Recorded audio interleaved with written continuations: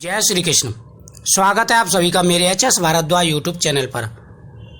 दोस्तों, कृष्ण जन्माष्टमी से छठे दिन भगवान श्री कृष्ण की छठी मनाई जाती है।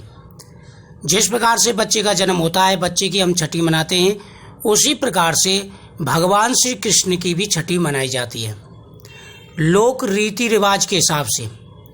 वैसे तो मायापति हैं वो, भगवान श्री कृष्ण के इशारे पर ही सारा काम होता है, लेकिन शास्त्रों के हिसाब से उन्होंने मर्यादा को रखते हुए छठी का उत्सव भी मनाया जाता है। तो जिस प्रकार से कृष्ण जन्माष्टमी वाले दिन हम उपाय करते हैं, उसी प्रकार से छठी वाले दिन भी उपाय किए जाते हैं। लेकिन छठी वाले दिन जो उपाय किए जाते हैं उनका महत्व भी ज़्यादा होता है। जिस प्रकार से कृष्ण जन्माष्टमी पर हम उपाय करते हैं पुत्र प्राप्ति के लिए, संतान प्राप्ति के लिए, धन प्राप्ति के लिए, उतना ही महत्व छठी वाले दिन भी होता है, क्योंकि छठी वाले दिन स्वयं वै माता किस्मत लिखती हैं। तो जिनके भी किस्मत में पुत्र नहीं है, संतान नहीं है, तो उनको भी इस दिन यह उपाय जरूर करने चाहिए, जिस प्रकार से आपने कृष्ण जन्माष्टमी पर उपाय किया था। लेकिन इस दिन थोड़े से चेंजेस होते हैं। जो उपाय मैं आपको बताने जा रहा हूँ, यह उपाय आपको पूरे विश्वास के साथ में करना है, आपको अवश्य ही लाभ मिलेगा। कृष्ण जन्माष्टमी से छठे दिन हम छठी जो मनाते हैं तो बड़ा उत्सव होता है, और इस उत्सव में ज़्यादातर लोगों को पता भी होता है कि इसमें निसंतान महिला की गोद भरी जाती है, और यह प्रोग्राम छठी वाले दिन ही ज़्यादा होता है। अगर आप इस दिन यह उपाय करते हैं, आपको अवश्य लाभ मिलेगा। छठी वाले दिन भगवान को जब स्नान कराएं, लड्डू गोपाल जी को, तो स्नान कराते समय आप अपनी मनोकामना बोलेंगे।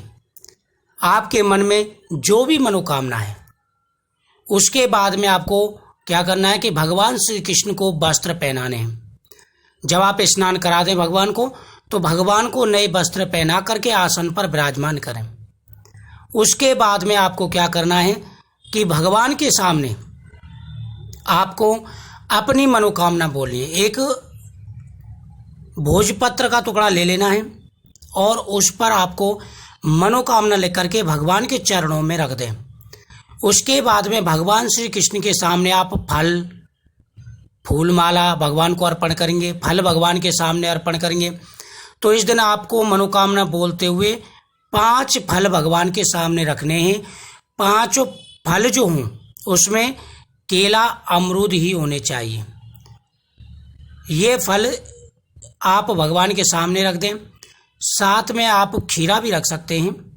वैसे जन्माष्टमी के दिन ज़्यादा महत्व होता है खीरे का। आप कोई भी 5 फल रख दें जो पुरुष प्रधान हो। साथ ही इस दिन भगवान के सामने आप अपने हाथ से खीर बना के भी रखेंगे। मक्खन मिश्री के साथ साथ इस दिन भी भगवान को खीर रखनी है। उसके बाद में तुलसी के पत्ते का उपाय आपको करना है। यह उपाय आप अपने घर पर भी कर सकते हैं। आपके घर पर गोपाल जी की मूर्ति है तो आप उपाय कर सकते हैं। अगर फोटो है तब भी आप उपाय कर सकते हैं, कोई परेशान नहीं है। फोटो को स्नान कैसे कराएं? तो पंचामृत आप कटोरी में रख लें और थोड़े से छींटे आपको फोटो पर देने हैं।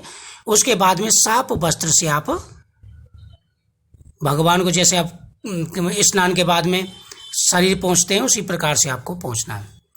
उसके बाद में भगवान को चंदन का टीका अर्पण करना है।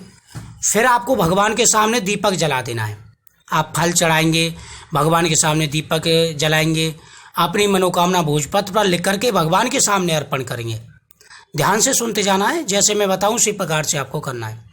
फिर आपको 11 तुलसी के पत्ते लेने हैं और संतान गोपाल मंत्र बोलते हुए देवकी सुत गोविंदम वासुदेवम जगतपते देहि में तनम कृष्णम त्वामहं शरणं गतः, मंत्री मैंने लास्ट में दिया हुआ है। यह मंत्र बोलते हुए आप 11 पत्ते भगवान को अर्पण कर देंगे। मक्खन मिश्री, मक्खन जरूर चढ़ाना है इस दिन, ध्यान रखना, मक्खन मिश्री जरूर भगवान को भोग लगाना है।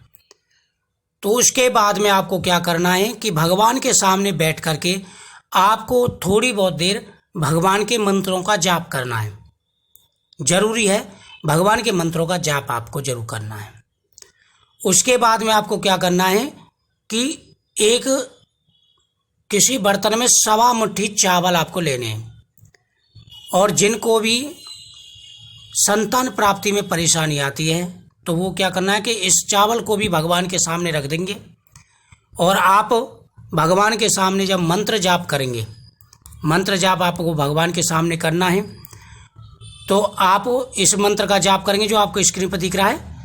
और जब मंत्र जाप हो जाए तो ये सारा सामान आपको जो भगवान के सामने आपने चढ़ाया है, अगर आप मंदिर में कर रहे हैं तो ब्राह्मण के हाथ से झोली में डलवाएं, और घर पे कर रहे हैं तो आप अपने घर में आपके में कोई बुजुर्ग हैं जिनके पहले बेटे हैं तो आप उनके हाथ से अपनी झोली में डलवा लें। इस दिन आप भगवान को नारियल भी अर्पण करेंगे, नारियल का विशेष महत्व होता है। तो ये सारी चीज़ें झोली में डलवाएंगे और इस दिन आपको भगवान के सामने खिलौने भी अर्पण करने, खिलौनों का विशेष महत्व होता है। अगर किसी दंपति को संतान सुख नहीं मिला है, पुत्र सुख नहीं मिला है, तो वह भगवान के सामने से खिलौने जरूर लेकर के आए और प्रतिदिन भगवान को पुत्र रूप में मान करके उनके सामने खिलौने जो है आप बजाएं। जैसे हम बच्चे को खिलाते हैं उस प्रकार से आप भाव दिखाएं भगवान को, तो आपको अवश्य ही पुत्र प्राप्ति होगी। कई सारे ऐसे दंपति जिनको पहले कोई संतान नहीं थी, उन्होंने लड्डू गोपाल जी को पुत्र की तरह मानते थे, क्योंकि भगवान लड्डू गोपाल जी ऐसे हैं जिनको आप किसी भी रूप में मान सकते हैं। तो उनके कुछ दिन बाद उनकी सोनी गोद भर गई, उनको पुत्र की प्राप्ति हुई। तो विशेष महत्व होता है, क्योंकि ऐसा होता है कई बार जो दोष होता है, कई बार को बंध्या दोष होता है, काक बंध्या दोष होता है, संतान प्राप्ति नहीं हो पाती। तो भगवान को अगर आप इस प्रकार से पूजा करते हैं तो उनके क्या होता है, वो दोष दूर हो जाता है, जो दोष लगा हुआ होता है वह दूर हो जाता है और संतान की प्राप्ति होती है। तो आप ये सब झोली में डलवा लें और इन चीज़ों को आप खाएं, खिलौने भगवान के सामने रख दें। तुलसी के पत्ते आप प्रसाद के रूप में प्रयोग करें, जो फल हैं वह भी आप खाने में यूज करें। और इस दिन जो आपने मनोकामना भगवान सामने लिख कर के रखी है वो रखी रहने दें, और भगवान के हाथ में आप अपनी मनोकामना बोल करके धागा बांध दें। जो मोली का धागा होता है बहुत ही अचूक उपाय है ये। आप अपनी मनोकामना बोल करके भगवान के हाथ में मोली बांध दें। उसके बाद में इस दिन पीपल वृक्ष के नीचे भी दीपक जलाएं, पीपल वृक्ष की 7 परिक्रमा करें अपनी मनोकामना बोल करके। भगवान को आप प्रसाद चढ़ाएं, उसमें से थोड़ा सा प्रसाद वहाँ पीपल वृक्ष पे भी आप चढ़ा दें।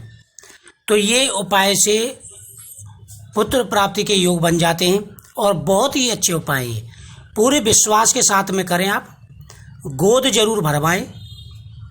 कृष्ण छठी वाले दिन, छठवें दिन छठी मनाई जाती है। आप हिसाब लगा लीजिए, आज शनिवार का ये दिन पड़ेगा, शनिवार की छठी रहेगी, तो आप इस दिन यह प्रोग्राम जरूर करें। आपकी मनोकामना पूरी होगी और भगवान का आशीर्वाद आपको अवश्य ही प्राप्त होगा।